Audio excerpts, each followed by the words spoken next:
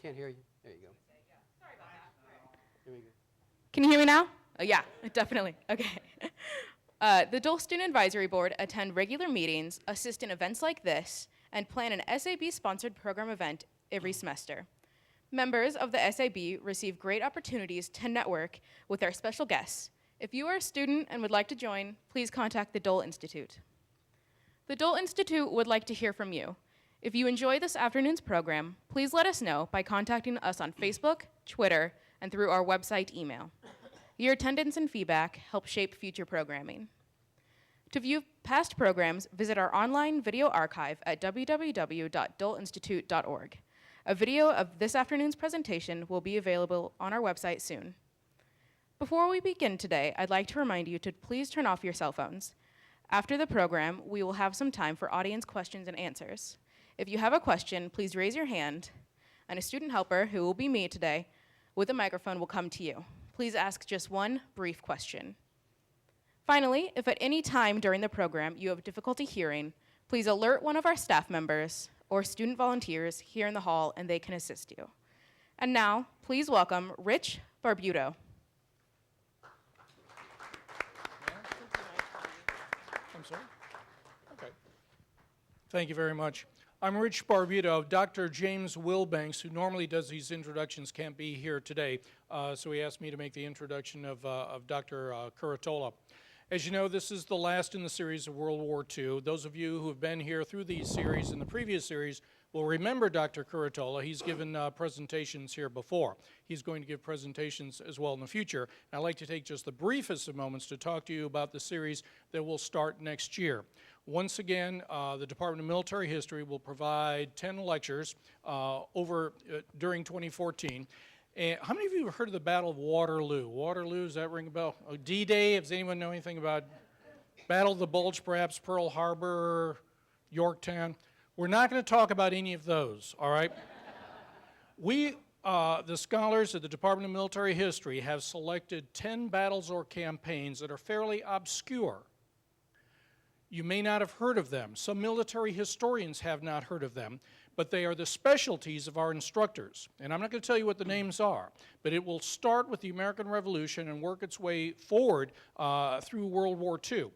What is interesting about all these battles is that they were very decisive in their own way. They changed the course of a campaign, they ended a war, they changed the course of a war, but people don't know anything about them. Therefore, I think you're going to find them just highly informative. They will be, I promise you, entertaining and engaging, and we will speak to the human drama of combat and warfare during 2014. So I promise you you're going to do that. But now let me introduce John Curatola. I asked John a couple days ago, I said, could you provide me something that I might share with the audience here about you and your background? And he did. Then I walked in the door and I received this, and this is the exact same text that John gave me. So I refer you to this for any of the technical data on John Curatola. I will tell you, he's got degrees in political science, 2 master's degrees. He has a doctorate. He is a scholar. He is also an American hero, 22 years of service in the United States Marine Corps, that other service. And he's contributed to the security of our great nation and peace in the world, and he's done all of that. And after that, he decided to become a historian. And he's been hugely successful in that regard. You can read a little bit about it here, but what I want to tell you is what is not here. This gentleman here, my friend and colleague, is one of the most popular instructors we have at the Department of Military History. His students love him. I swore to you that he was, I don't know, feeding them beer in class or something, because the feedback from the students was just off the charts positive. He's a scholar in the classroom, in his writing. He has been asked to write articles from some very popular military history magazines. He's been discovered, if you will, and he's going to spend much of his future years busily writing away things that you may end up reading. So anyway, without further ado, I don't want to take any more of your time. Dr. John Curatola. I got it. You got the money for me? Well, any questions? That was as good as it's going to get tonight. No, thank you again for coming this afternoon to hear this pitch. What I'm going to be talking to you about today is largely based upon a lot of research that I did over the past few years in the National Archives, working with the LeMay papers, working with Haywood Hansel's work, and some of the original research that I found with the United States Air Force down at Maxwell Air Force Base and their archives. But before I start this pitch today, I do want to make a special call out. We have a veteran of the 20th Air Force, of which we are going to talk largely about today, here with us today, Mr. Ed Lundy in the back. Sir? And sir, if I say anything wrong, I expect you to stand up and correct me since you were there and I wasn't.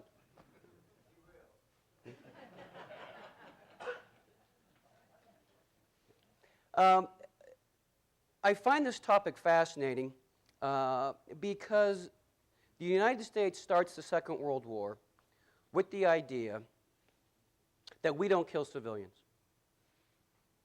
We only bomb military targets, production facilities, troops, those kinds of things. Killing civilians is aberrant to our national goals, mores, and values.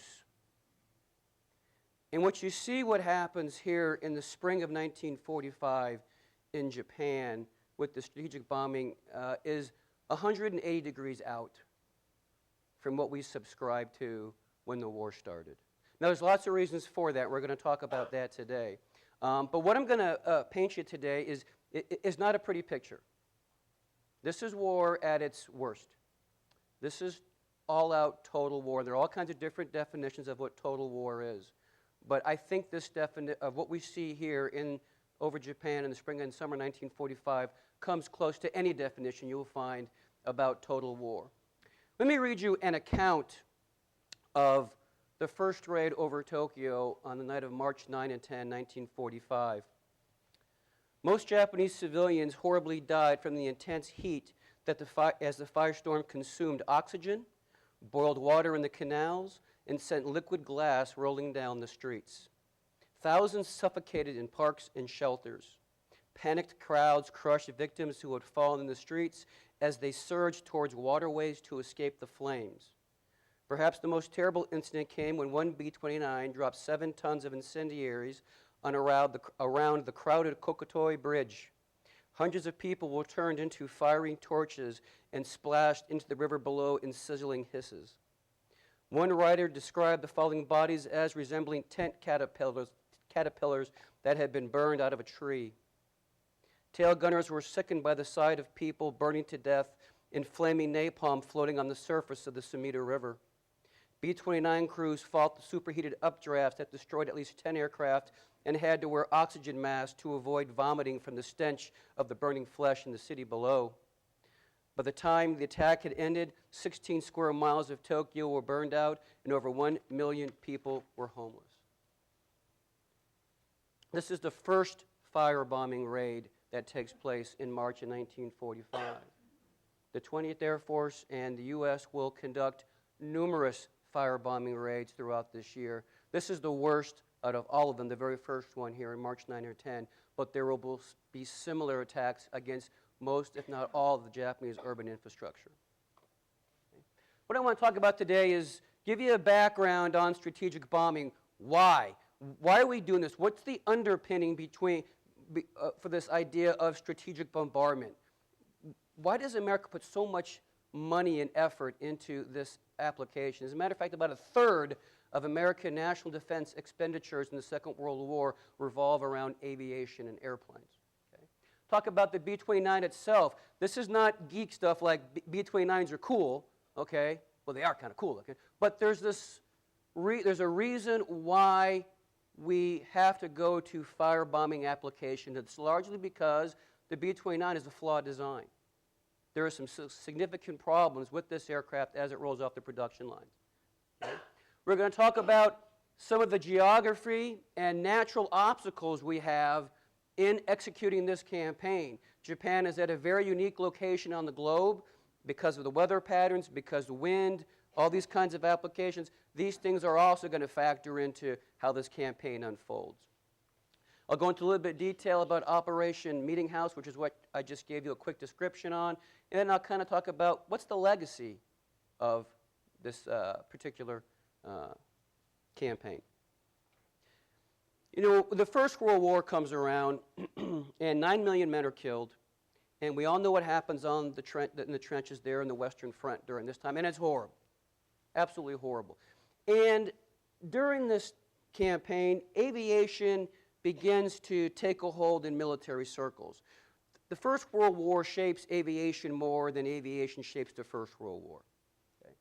But this idea of avoiding these quagmires of guys in the mud fighting it out can be avoided if maybe we go long. We have aircraft that can go to production centers, go to these bases, and we can bomb industrial areas before these tanks are even made, or before these soldiers go off into war, and we can avoid 4 years of slugging it out on the ground. And this becomes the genesis for this idea of strategic bombardment. Now, the Americans are going to do something here rather unique. The Americans are going to say, you know what, you don't have to bomb whole areas. You can do precision bombardment. You can just hit the factories. You can just hit the bases. You can hit the ports. You can hit the other airfields out there. And that way you can drop an enemy's capacity to conduct warfare if you bomb precise targets.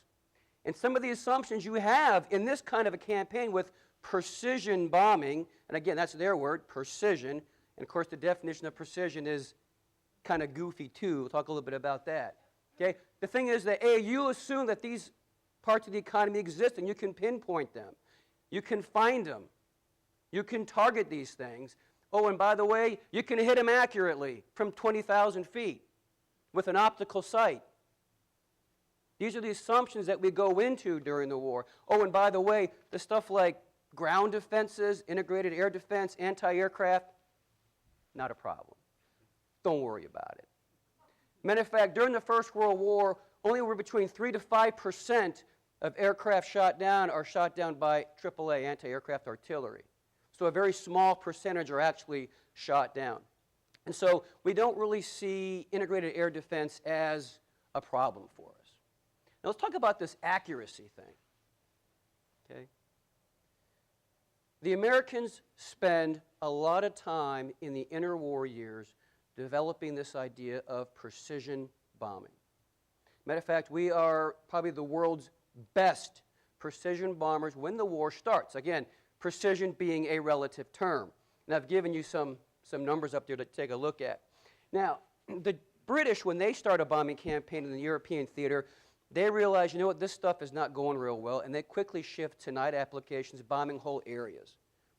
And they're not even hitting the cities. They're not even within 5 or 10 miles of the cities. But for the British, it doesn't matter. Don't worry about it. Because we're going to break their morale. That's part of this thing, too. We can drop a city, we can drop the infrastructure, and it will affect the morale of the people, and they'll be so terrified, they'll quit. Like Roberto Duran, no mas, you know, in the boxing ring. Okay? That's part of this idea as well. And the Americans fully believe that this is going to work when the war starts off. We develop an interesting gadget called the Norden bomb sight, an ingenious piece of equipment. And the Army Air Force believes that it expects 90% of its bombs to land within 1 mile of the aim point, and 40% of them will land within 500 yards of the aim point. We go into the war with this as our planning parameters. Now, the Brits at the Casablanca Conference in 1943 are going to say, you know, you Americans with your precision bombing, you're cute, okay? But this area stuff is really how this war is going to be won. But the Americans have been training for precision bombardment. And when Churchill goes to Casablanca, he's going to bring this issue up to FDR and say, you're American guys, have them join in with the U.S., and we'll do this area bombardment stuff together. Hap Arnold, who's the Chief of Staff of the Army Air Force at this time, gets wind of this. And he calls the commander of the 8th Air Force, a guy by the name of Ira Aker, who's in England at this time, and says, get down to Casablanca and fight this. Go talk to the Brits before they bring this up to FDR.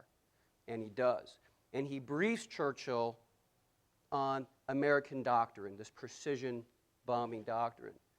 And Churchill leans back in his chair and he says, you haven't proven your argument to me, but you've at least proven me that you have the right to prove your contention. This sets up what's called the Casablanca Directive, where the Americans will bomb by day using precision, again, precision, and the Brits will bomb at night. Ira Aker is going to say that using precision bombardment is 10 times more effective than area bombardment. Don't ask where the 10 times comes from, because I can't find any support for that number, but that's what he tells Churchill. Okay.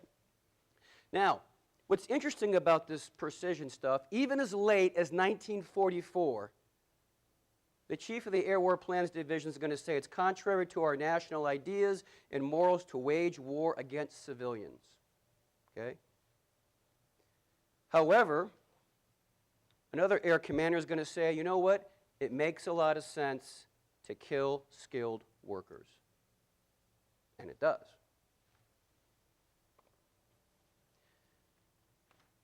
The Americans buy into the stuff, and in Collier's magazine, you see this little cartoon. Kind of overstating our capabilities with regard to precision bombing. In an air combat tactical school lesson plan in the interwar years, it will say, and I quote, "Direct attack of civilian populations is most repugnant to our humane principles and certainly is a method of warfare we would adopt only with great reluctance and regret." Okay. Again, this idea of precision is the foundation for American applications. Now, remember I told you the Brits are doing their whole bombing thing at night? Well, they do a review in the summer of 1941. They find that 1 in 3 aircraft get within 5 miles of their target. They find that 1 in 10 aircraft actually get to the target. And again, they're bombing whole cities during this time. Now, again, the Americans are going to go with this idea of precision bombardment. But here's a problem you have with precision bombardment. It's easy to practice it over the clear skies of Southern California. It's a lot different. And for those of you who have been to Europe, who have been to Germany, it's not always clear. As a matter of fact, in Germany, for any one given year, there's about 104 days of clear bombing weather over Germany any one given year. Okay? Not to mention the fact that you have a 21-year-old pilot bombardier who has flown a 6 to 8 hour mission there and back. He's being shot at. He's had flak shot at him. He's had fighters coming at him. He's quite frankly tired and probably scared. And the accuracy rates are not quite what we had expected as a result of our experiences in the European theater of operations.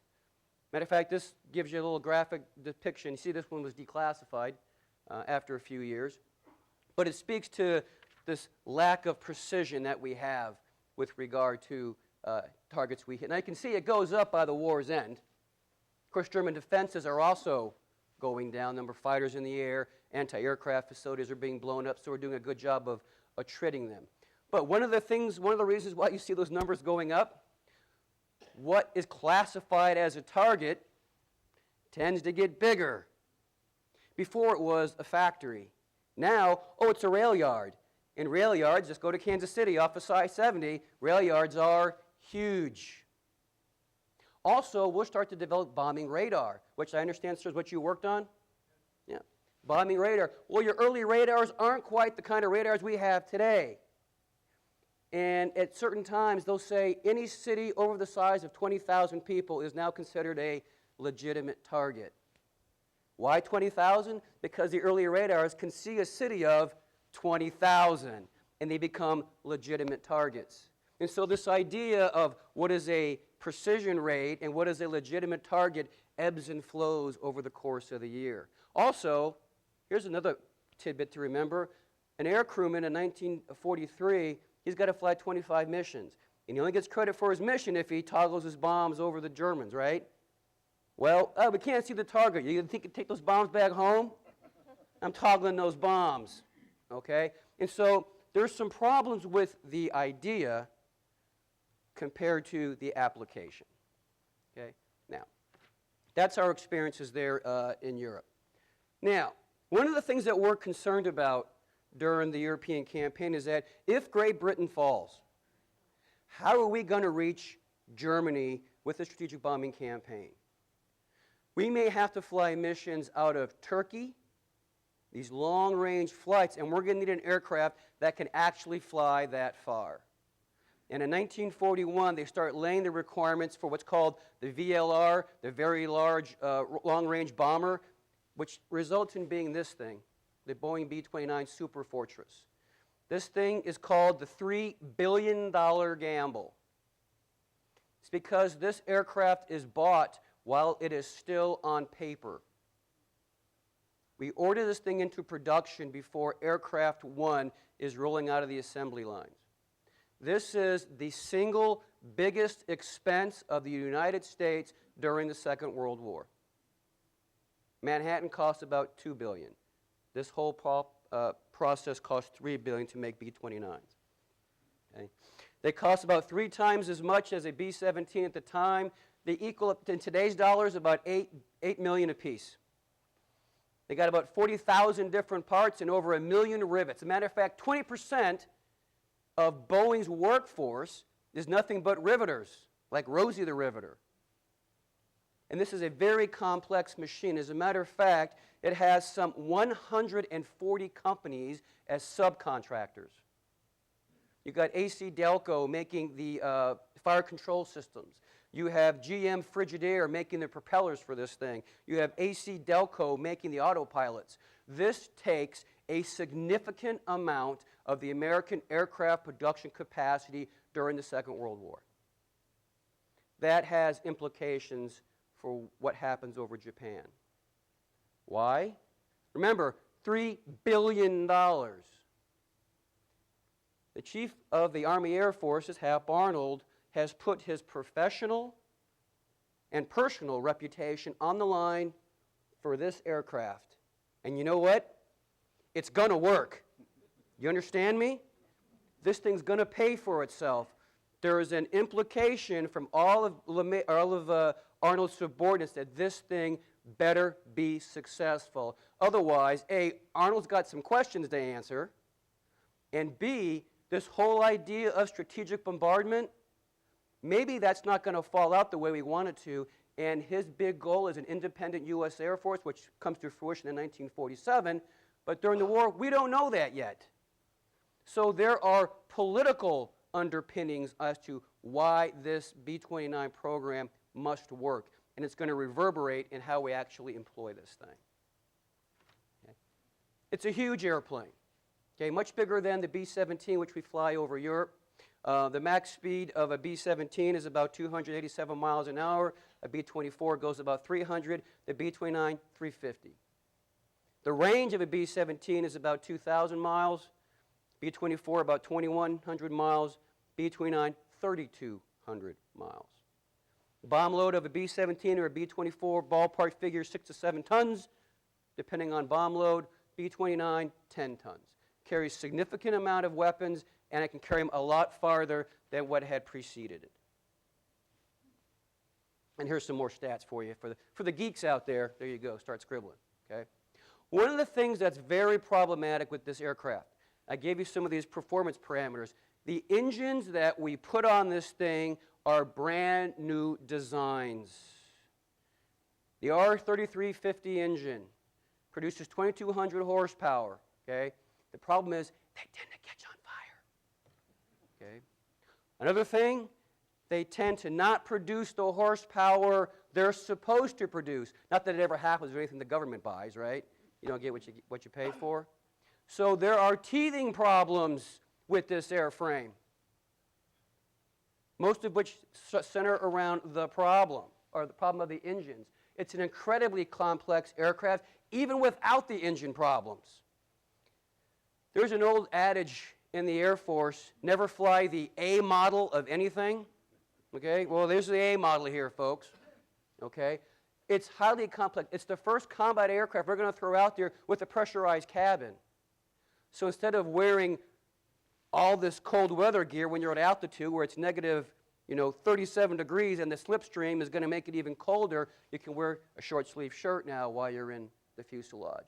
It has, instead of having panels that are flushed on top of each other, it's butt riveted this way. It makes a more streamlined airflow over the aircraft itself.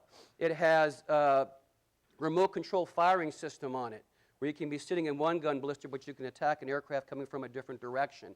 It is an incredibly complex piece of equipment. However, as most of you know, with that complexity comes lots of problems. Let me give you a quote from Curtis LeMay, who is going to be largely associated with this aircraft. He said, "The B-29 had as many bugs as the entomological department of the Smithsonian. As fast as the bugs got licked, new ones crawled out from the cowling. If you ever saw a buggy aircraft, this was it." Okay? So I want you to put that in the back of your mind about the fact that you have an airplane that's got some significant limiting factors and operational factors in combat. Okay.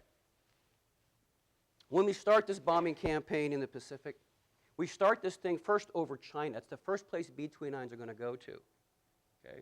And again, we're going to subscribe to this idea of precision bombardment. The gentleman you see here, Brigadier General Haywood Hansel, is one of the framers of precision bombardment. And he's going to subscribe to this fact that we fly 20,000 feet and we only hit these little targets within the Japanese infrastructure. The problem is, it's not necessarily going to work out very well. And remember, what does Arnold need from the B-29? This damn thing's got to work. When we send the B-29s to China, it is a huge logistical nightmare, because you have to fly the men, the supplies, the bombs, the fuel across the hump from India to bases in China, and then fly from bases in China all the way to southern Japan. And so it's hard to get an air fleet with a new weapon system that has all kinds of problems with it to be effective. In some letters from Curtis LeMay, when he goes to China, he will report to Hap Arnold that most of the crews never complain about combat. Most of the things they talk about is takeoff. Does the plane have enough airspeed to lift off the runway and produce the horsepower required as it takes off? Okay.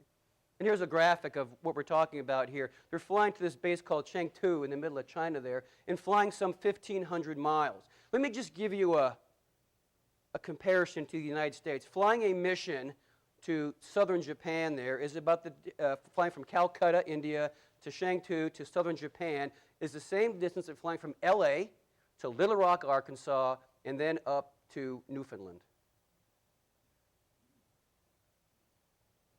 The first B-29 raid is going to go over the Japanese homeland. It's going to go around 15 June of 1944. Of the 67 aircraft launched, 47 of them actually make it to the target. 5 have crashed, and 1 of them is actually shot down. During the operational life of the B-29, most of the losses are not going to be from combat per se. They're from operational losses, i.e. an engine catches on fire, or there's some kind of mechanical failure within the B-29 itself. It's not from combat. Now remember, Arnold says this damn thing's going to work. The first commander he sends out to China is a guy by the name of K.B. Wolf, Ken Wolf, who was part of getting this logistics train up and going to support this air fleet. He gets sent there, and guess what? Doesn't turn out too well for him. So what Arnold does is he does the Donald Trump thing. You're fired. And he brings in another commander, a guy by the name of Blondie Sanders. Same thing with Blondie. You're fired. By this time, Kurt LeMay has made a name for himself in the European theater as one of the most effective commanders of the 305th Bomb Wing. Then he becomes an air division commander, becomes a general officer, and is largely lauded as a man who can make things happen. He goes to China, and he recognizes these problems logistically. And he says, hey, boss, I can make things happen, but not here. He says, this is just too hard of a logistical nut to crack, and we shut this operation down. But again, Arnold's still concerned about the fact that I haven't necessarily got the bang for the buck out of the B-29 that I'm supposed to be getting. Now, what's going to happen is the Americans are going to set up these air bases in the Marianas after the U.S. Marines, Semper Fi, take those bases, and the Army Air Corps moves in and starts putting B-29 bases on Tinian and Saipan and the Marianas. Okay? And they first start launching missions, they realize, woo, we got some problems. Aside from the airplane, which we already talked about, okay, you're still flying some 1,500 miles from the Marianas to Japan. That's a long distance. And if you're an aviator, you're over water most of that time. So think crash, fire, and rescue kind of concerns if you're an aviator. Okay? Another problem you have with bombing Japan is weather. And here's a picture of a B-29 with an engine fire. And once a B-29 has an engine fire, that's pretty much all there is. That's all she wrote. It has a magnesium crankcase. Magnesium burns at very high temperatures. And once it gets on fire, the fire retardant system in the engine itself will not extinguish the fire. Another problem they have with the B-29 flying at altitude is the fact that sometimes the propeller feathering system. Feathering is when you want to shut the engine down, what you do is you splay the blades 90 degrees into the airflow so the blade isn't spinning and the crankcase is not being lubricated by the oil system. You have to feather the prop so it doesn't spin. Well, sometimes that feathering system doesn't work and the prop will spin, the crankshaft will create friction, that friction will ignite a fire, and it will tear the whole engine out of the wing itself. So, not only are they fighting the Japanese, they're also fighting their own aircraft and the weather during this time. Here's a map of Iwo Jima is the halfway point. There's the Marianas down there around 1,500 miles away. One of the problems, again, we have with the Japanese is weather. As LeMay will say, bombing Japan is some of the worst bombing weather in the world. Not only do they have a problem getting there sometimes, because the winter weather pattern you see here in this graphic shows these towering fronts, cumulus towers of clouds between the Marianas and the Japanese islands proper. So a lot of these bombers have to try to fly through a thunderstorm. Well, that's in the winter. Well, gee, what about the summer? Okay, I'm glad you asked. Well, that's what Japan looks like over the summer. There's a cloud layer over it, most of it, as cold winds come off of Siberia and mix with warm air coming off the Pacific. Now, go back to our precision bombing idea. I'm using an optical sight, which means I have to stinking see the target. And if I'm at 20,000 feet, I can't see the target. During the first 8 attacks over the Japanese island in late 44 and early 45, when they report the weather coverages, they talk about it in terms of tenths. And the first reports will say it's 9/10 covered, solid undercast, 8/10 covered, 8/10 covered, 6/10 covered. Now remember, they're high at altitude, and they can't see the targets themselves. Okay? LeMay is going to say during his first 6 weeks flying out of the Marianas, he had one visual sight at a given target. And there's an example of B-29s flying over undercast. Now, there's also another problem. I'm not done yet with weather, folks. We're not done yet. The Japanese in the 1920s sent up weather balloons, and they realized that around 20 or 30,000 feet, there's this really, really, really strong gust of wind. The jet stream. And the jet stream can flow up as high as 200 miles an hour in wind. Think about this now. You're flying out of the Marianas. You're flying 1,500 miles. And you have the jet stream generally moves from west to east, and you're flying from east to west. You're facing a 200-knot headwind, and your bomber's max speed is 350. Now, I'm no math major, which is why I'm a historian, okay? Okay? But you know your ground track isn't very far before you start running out of fuel. And we start losing bombers for fuel starvation. Okay? Now, I'm not done with weather yet. Hold on. We have the undercast, right? Okay, I can handle that. Well, what if I'm bombing from an altitude and the jet stream moves that day and it's now below me? And remember, I got my sight. and my Norden bomb site can compensate for a 35-degree drift in the wind, but not when it's like 100 knots it can't. Our accuracy rates are horrible. Now go back to Arnold, right? This thing better work. When LeMay goes to Guam, after they shut down the China operation, he goes to Guam, he says, the turkey's around my neck, and I've got to deliver. He's talking about Arnold, because you know he's next on the chopping block if this thing doesn't work. Okay? Now, when LeMay puts all of these factors together, the aircraft, the weather, he's an engineer by trade. Went to Ohio State, University. I don't know why they do that, but anyway. And he's very pragmatic with regard to machines and manpower. And he says, what if, just what if, instead of doing this high altitude stuff, what if we went down to 10,000 feet as a general altitude? And he works the numbers, and think about this for a second. You have these engines that are problematic already. They don't produce the horsepower. They tend to catch on fire. And of course, when you're at high altitude, the density of the air is less. And these things are air-cooled, and so they tend to heat up as you're carrying bombs and fuel up to altitude. What if I stayed at lower altitudes, where the air is thicker, where it's more dense? Now I don't have to carry all this fuel to get up to altitude. I can carry less fuel, and less fuel means I can carry more bombs. Okay? Very pragmatic thinker. Also, flying at altitude in these rarefied airs at these hot temperatures reduces engine life.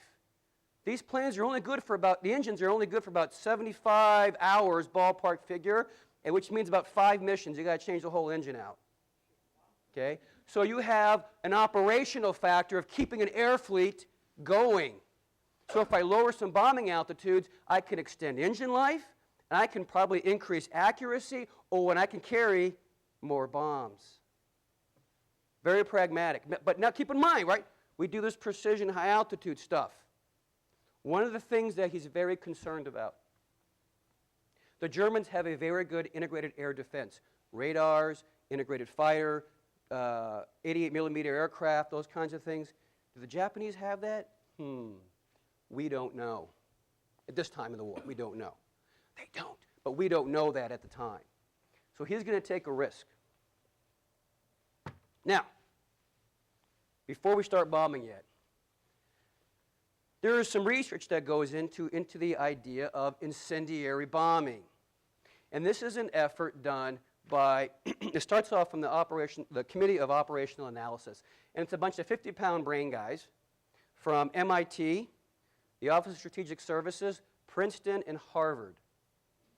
And they realized that, Japanese cities are largely composed of wood. And there was a huge earthquake in Japan in the 1920s that basically decimated Tokyo.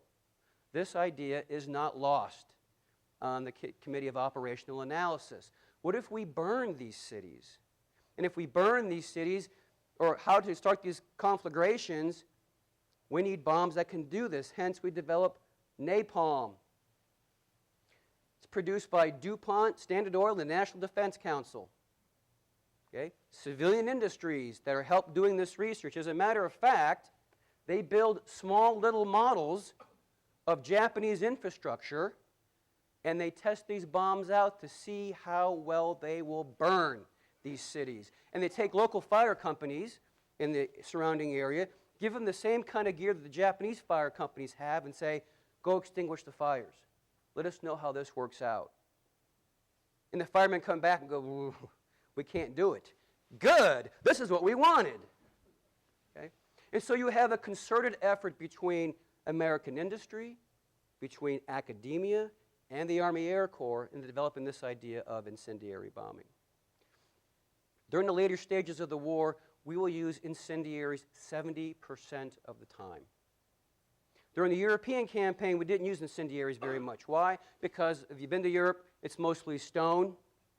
And so incendiaries don't burn stone real well. Here, with wood and paper and fabric, it's easy to light it. And again, we know this. This is an intelligence slide done on the most flammable areas of Tokyo. The darker areas are more flammable than the lighter areas. So we're going to do our homework in this regard and find out, hey, what are these parts of Tokyo that are most receptive to incendiary bombing?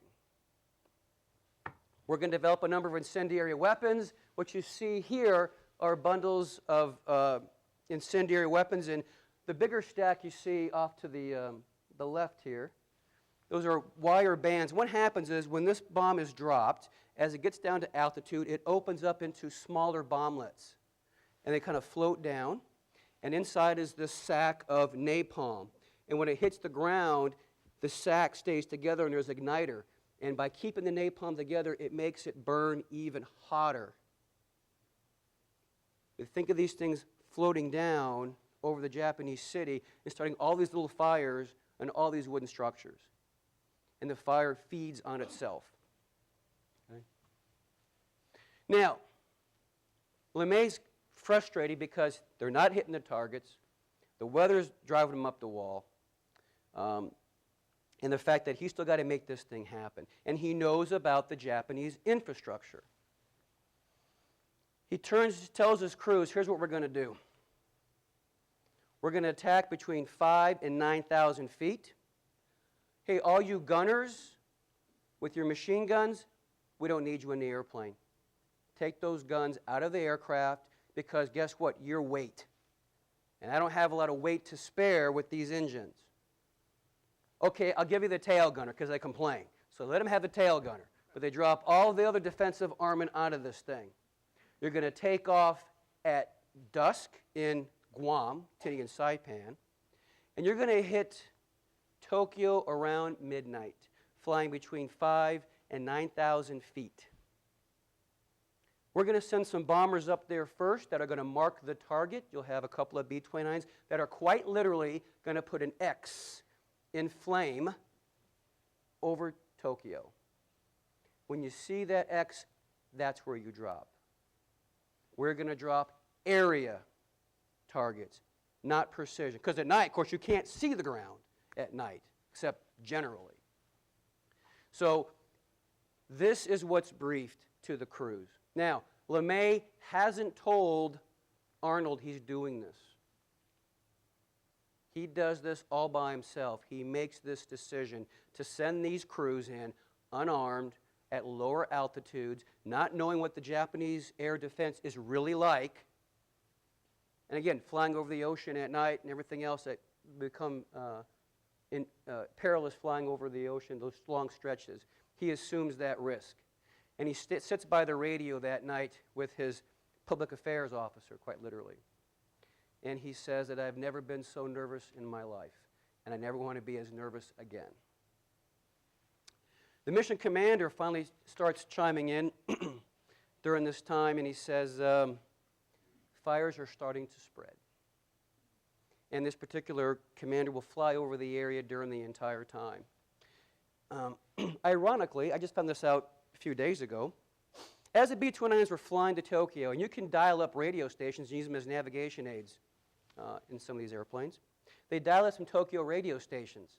And one of the planes dials up one playing American music, which you're not supposed to, but they are. And the song they are playing is a 1933 version of Smoke Gets in Your Eyes. Okay.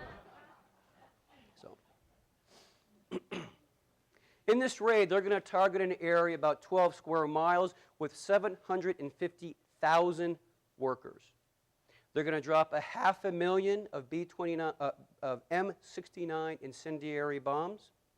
And again, most people are going to die from lack of oxygen because as this thing burns and gets hot, it consumes the oxygen in those areas, so people die from asphyxiation, not necessarily from burning to death. Once the fire starts, it becomes so hot that the super drafts that come up from this particular conflagration will actually consume 10 B-29s. The main spars of the aircraft that hold the wings actually break because of the superheated updrafts. One B-29, which is not a fighter, actually goes inverted because the updraft forces one wing.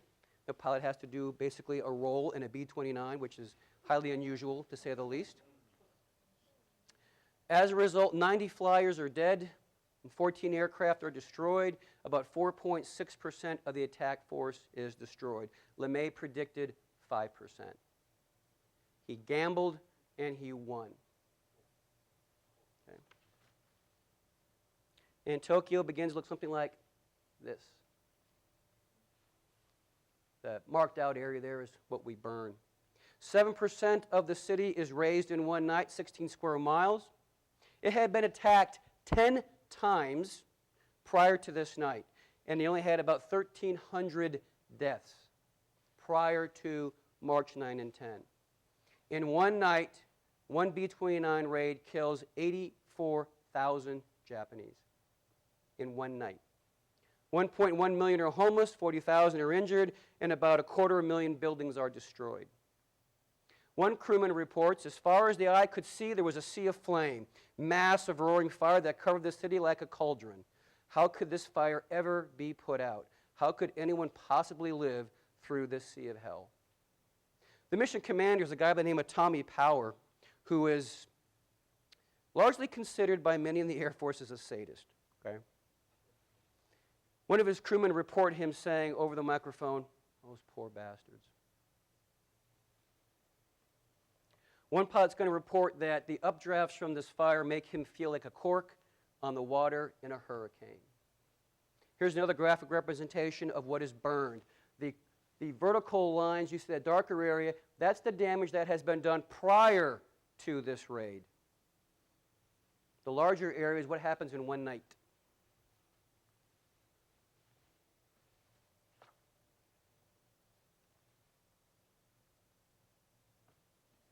Another graphic representation of what Tokyo looks like.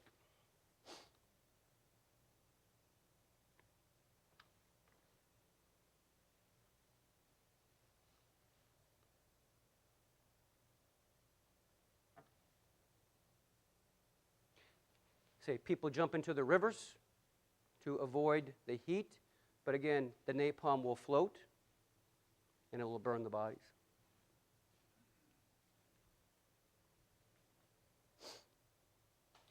In March, after Arnold learns of what happens on the March 9 and 10, he will send a cable to LeMay and he will say, "Congratulations on your fine work.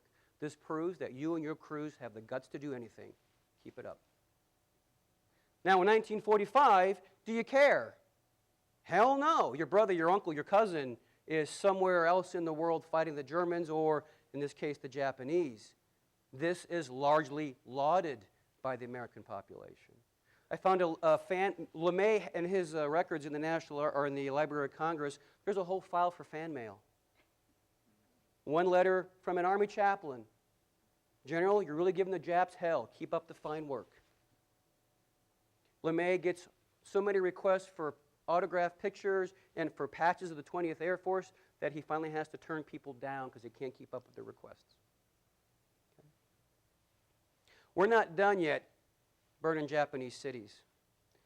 Arnold's going to write LeMay another letter. He's going to say, "Under reasonably favorable conditions, you should have the ability to destroy whole industrial cities." Remember precision? Now we're going after the whole cities. After Tokyo, a couple nights later, we're going to go after Nagoya. We're going to go after the aircraft factories there. We're going to burn about 2 square miles. It's not as effective as Tokyo, but nonetheless, it's still effective. We're also going to go after Nagoya, Kobe, Osaka.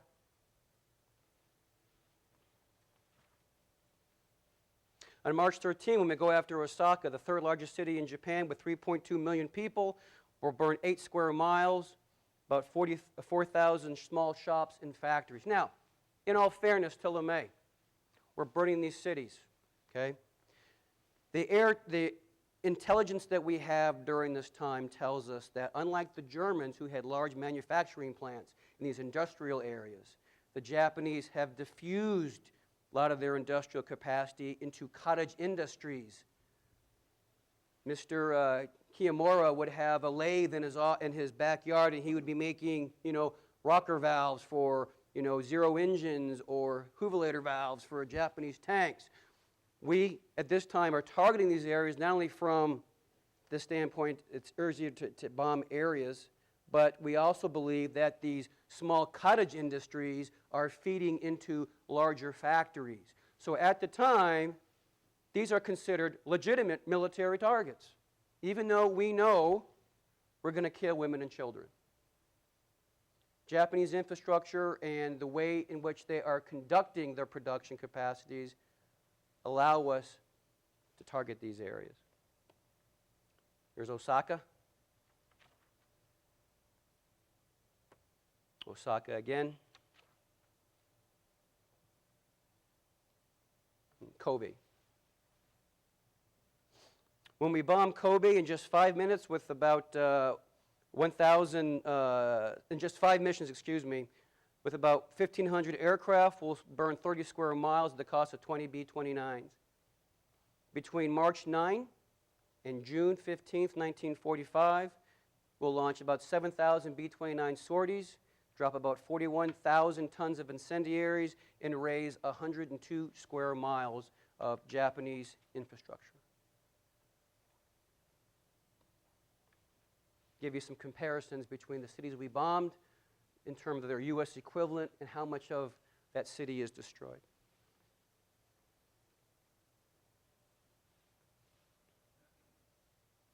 For all the B-29 missions, in total throughout the war, you're going to raise 180 square miles of Japanese cities, bomb 66 major cities, 600 factories, 18 oil centers, and 6 major arsenals. And when we do a final analysis at the end of the war,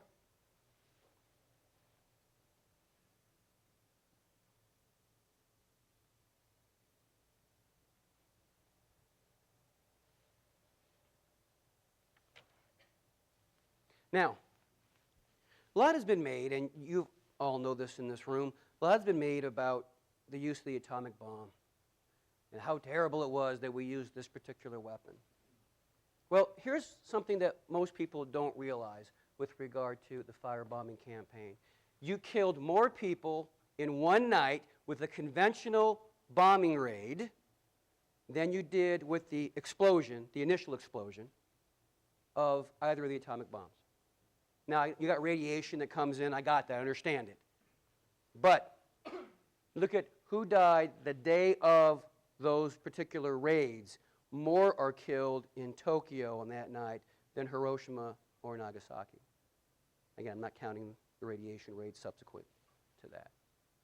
And this becomes a matter of debate within the White House in 1945 about if this atomic weapon stuff works.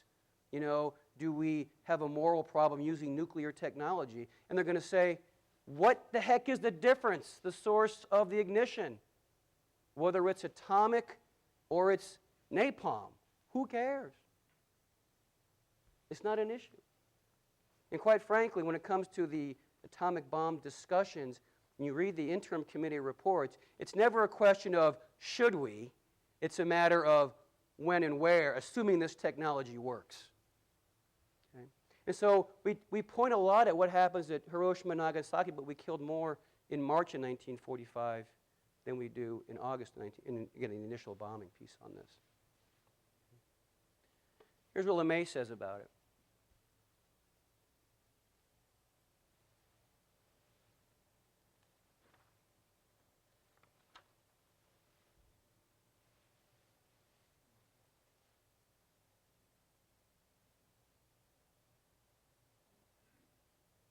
Now again, think about the context of the time. Your brother, your uncle, your cousin. You don't care. Or most Americans don't care. There's a great quote. There's a phenomenal movie that was documentary put on a few years ago called Fog of War. It's Life Lessons from Robert McNamara. Now, whether or not you like McNamara, it doesn't matter. Okay? Robert McNamara was a lieutenant colonel working for LeMay in the 20th Air Force. And he's the statistician keeping the stats for this stuff. Okay? Of course, LeMay becomes Secretary of Defense, or Secretary of the Chief of Staff of the Air Force, and McNamara becomes Secretary of Defense, and so they actually switch positions as to who's the boss. Okay? Anyway, McNamara is going to say, Or he heard LeMay say, if we lose this war, we're going to be tried as war criminals. And McNamara's going to say, I think he's right. Now, I will leave that to you to debate, make a decision on that, but as one perspective on this firebombing campaign.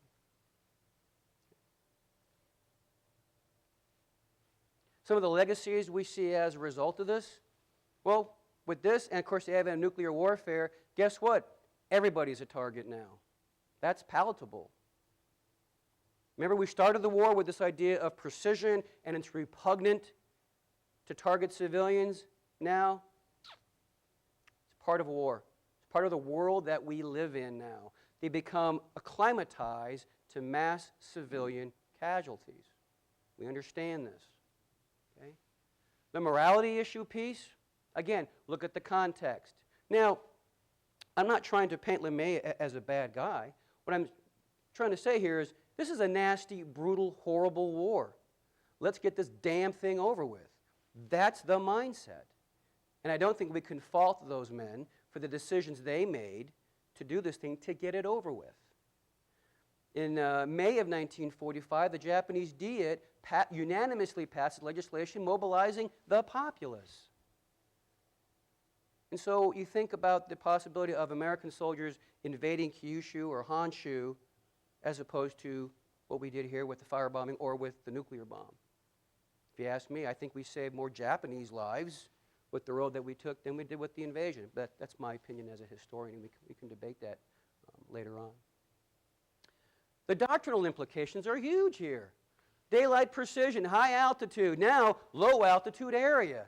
LeMay does this all by himself. He's rolling his own. Not asking for any permission to do this. And what's going to happen is, subsequent to the war, is going to address this idea of, well, gee, what does bombardment look like? Precision, yeah, it's important, but guess what? We need to take out whole chunks of Russian infrastructure when we fight them, because that war's coming too. Just stand by. And so it changes the very nature of how we view bombing. We had the pre-war notions, and then we have what was actually executed. And again, it paves the way for what we see in the Cold War that most of you experienced either in the service or living here in Kansas. You were one of the target centrals with SAC up the road and missile silos here in your backyard, quite literally. McConnell Air Force Base and everything else. You can see up here this cartoon. It says 30 Seconds Over Tokyo, talking about the Doolittle raid that barely scratched Japanese infrastructure with a bunch of light aircraft, light bombers, where you have daily bombing races. Oh, those were the good old days. So with that, I will open the floor for questions. On that happy note, I should say. Again, this isn't a happy topic, folks. It largely gets overlooked in a lot of the history books because you have what happens in Europe, VE Day and everything else. Then you skip right to the atomic bomb and VJ Day. So this tends to get glossed over in a lot of the history books. So with that, please, questions. Yes, sir. Just listening to you talk about all the damage that was done with the firebombing and maybe we don't know this, but why did the Japanese think they could come out of this? Why did we have, and I don't have an opinion about the atomic bomb. Okay. I guess I support it. Let's put it that way. Why did we have to do that? Why they've been decimated prior to that? Yeah. Okay. Yeah, we didn't have the microphone. The gentleman asked, Would you like to go ahead and say it? yeah, go ahead, sir. Go ahead. That way everybody can benefit of your question. I'm sorry. With so much damage done by the firebombing prior to the atomic bombs, and comparing the damages as to it, it just amazes me that the Japanese still thought they could do something, I guess, because we dropped the atomic bombs in order to bring it to a closure, from what I understand. Yeah. And I think I agree that we probably saved more Japanese and definitely American lives, but what were the Japanese thinking? And maybe we can't answer that. Yeah, that's a good question. It's more of a cultural one. The Japanese mindset at this time is very aggressive, very nationalistic. They still are to a certain degree nationalistic. And this idea that, well, because we're Japanese, we can take this. And it's better, in the mindset, it's better to go down in a flame of glory, no pun intended, as opposed to be submissive by these Western playboys. And there's a propaganda piece going on here. Here's another piece to this as well that I didn't even address.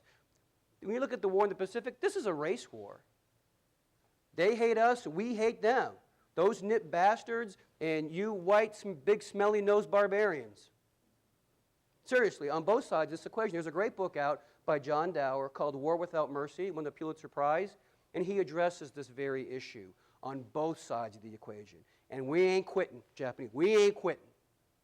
And so again, you have to look at it contextually and how they view themselves and their place in the world. They truly do believe that they are the dominant culture. We're Japanese. And they're going to sell the idea that our spirit as Japanese can overcome American materialism. That kind of plays into that mindset. Does that answer your question, sir? Yeah. Yes, sir. The Dresden firebombing, where did that fit in the time frame, and did they learn anything from this, Yeah. good or bad? How did that all fit together, if Yeah. at all? By the time Dresden comes around in 45, it's coming at a time when what's considered a target is loosely defined. Now, here's one thing people tend to forget about Dresden. Yes, was it a cultural center for the Germans? Sure it was. Were there factories there? Yes, there were. Okay. And so there is some legitimacy to targeting Dresden. Now, did you need to hit it as bad as you did?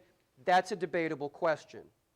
But one thing you also have going on during this time, the Americans now have a huge bomber force. We have mass. The Germans can't really defend it anymore. And so as a result, we tend to carry on with these large-scale bombings because the Germans haven't capitulated yet. Oh, what happened in December 1944? The Germans were on the offensive again. You know what I'm saying? They're down, but they ain't out yet. So I think there's a lot of Monday morning quarterbacking about what happened at Dresden and the events that happened subsequent to that, because the Germans may pull another rabbit out of the hat. But there are some legitimate targets there within Dresden, and this idea that we're bombing the crap out of Berlin already. So what? Did Dresden occur before Tokyo? Dresden happens before Tokyo. It's like March of, or February 45. My date might be wrong. Did LeMay get his ideas from that? Well, LeMay cuts his teeth in the European bombing campaign. He is certainly a practitioner. He certainly has been there and done that. And so the idea of dropping incendiaries at the low-level piece, he will admit, is all him. That's his decision. He made it. He came up with it. He claims that. The incendiary piece, he takes that and he admits it comes from the G2 knows that there are paper cities, there's incendiaries. He's the one who will take those two things and put them together with the low-level stuff. That's where he gets claim for the idea, is the low-level stuff. That's his sole contribution. And it's a risk because he's risking all those air crew lives because we don't know what the Japanese integrated air defense really looks like. We're taking a risk. And what he finds out, it's not very good. It isn't nearly what the Germans have, especially at mid-altitudes, meaning altitudes from 5 to 15,000 feet. And so he takes a gamble and he's right in that regard. Does that answer your question, sir?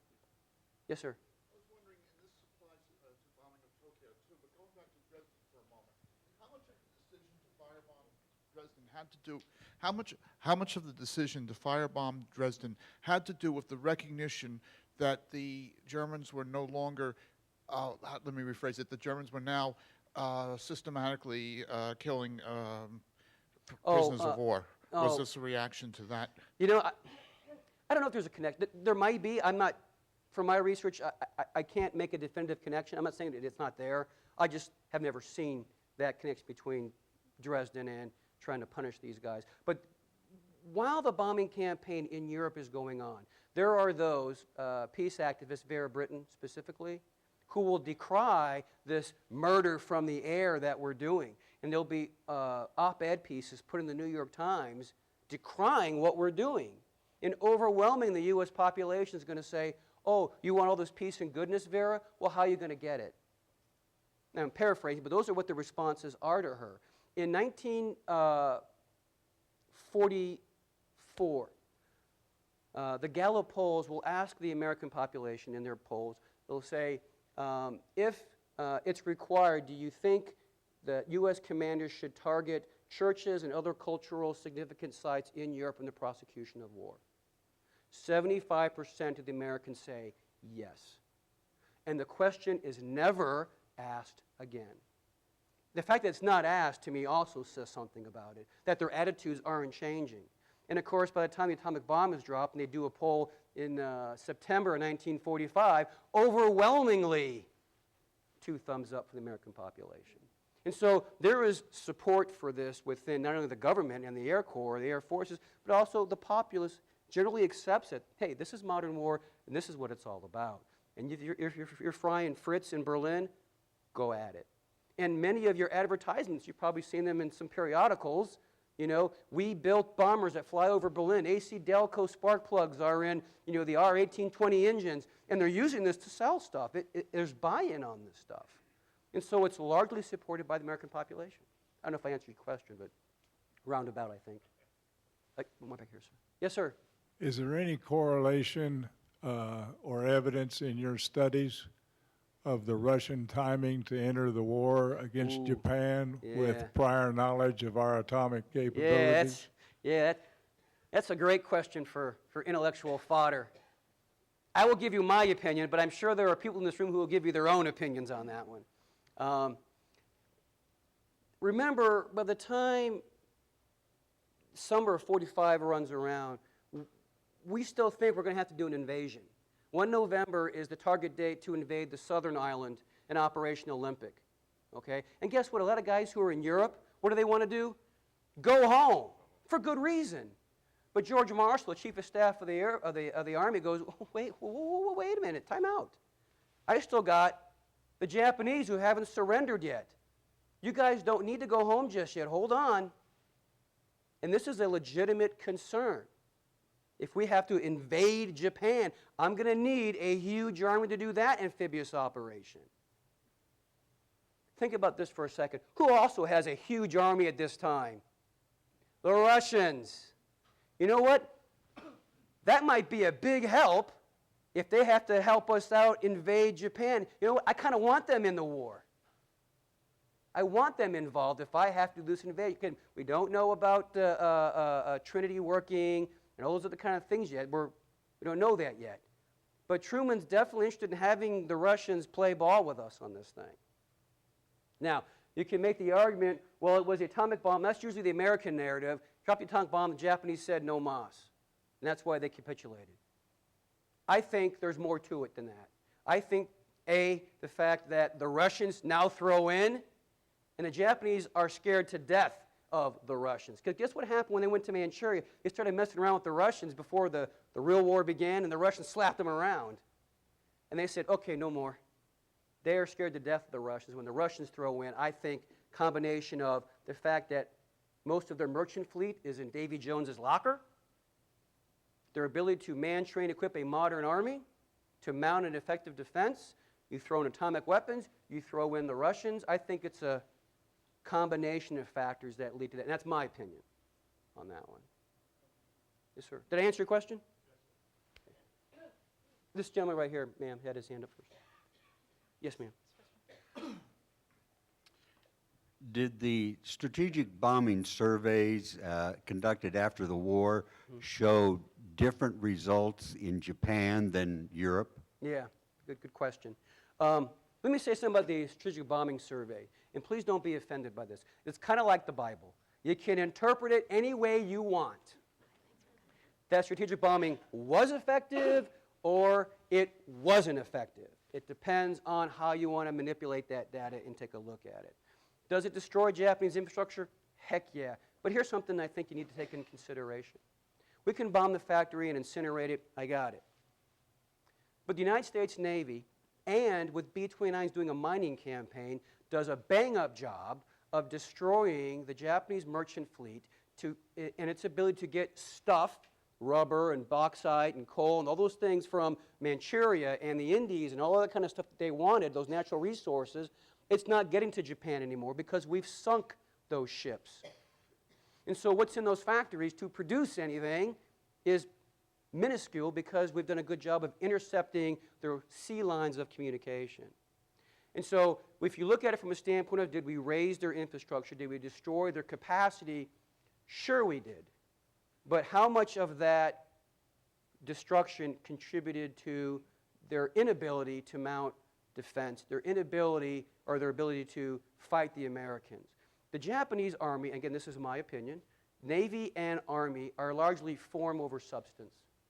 They look good, they can march, they can fight some battles, but when you get into an attritional fight that requires logistics and long-term support, force projection, power projection, they don't have the legs. And so we looked at the strategic bombing campaign. Did it really affect the Japanese ability to project combat power? Probably not. Probably not. But one of the things about the bombing campaign, I think it does, and this goes back to the gentleman's question back there, I think the psyche piece on this plays a little bit into it. I'm not saying bombing will change people's minds. I'm not saying that. That's an argument also that is out there. But I think it certainly had something to do with it. That's Curatola's opinion on that one, sir. Did that answer your question? Yes, sir. I was thinking as you were talking, we went from precision bombing to that it was okay to bomb civilians. Yes, sir. I don't know who makes these decisions, but I'm wondering now, currently, we're using drones, which seems to be very high precision bombing, and we kill a few civilians, and that makes a big stink. Right. Do you see is there any impression about what's going on with that? Well, there's huge discussions about, minimizing civilian casualties, and the Americans, we as a people, generally still abhor that as an occurrence of war.